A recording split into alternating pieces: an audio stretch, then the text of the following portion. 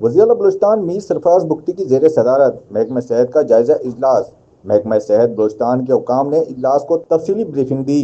اجلاس میں صحت کے شعبوں میں سروسز اور انتظامی امور کی بہتری کے لیے بلوچستان انسٹیٹیوشنل ریفارمر ایکٹ لانے کا فیصلہ کیا گیا۔ بریفنگ میں محکمہ صحت کی جانب سے بتایا گیا کہ محکمہ صحت بلوچستان میں تربیت یافتہ افرادی قوت کی کمی پورا کرنے کے لیے ترجیحی اقدامات جاری ہیں، جبکہ 1600 ڈاکٹرز اور 1600 پیرامیڈکس اسٹاف کے ساتھ 60 فیکلٹی ممبر، اسسٹنٹ پروفیسر اور سینئر رجسٹرار کی بھرتی مکمل کر لی گئی ہے۔ اس موقع پر وزیر اعلیٰ بلوچستان میر سرفراز بگٹی کا کہنا تھا کہ صحت کے شعبے میں بہتری کے لیے عوامی مفاد کے برعکس کوئی سمجھوتہ نہیں کریں گے۔ عوامی وسائل کا ضیاع قطعی قابل برداشت نہیں۔ صحت کے شعبے کے لیے مختص ایک ایک پائی بلوچستان کی غریب عوام پر خرچ ہوگی۔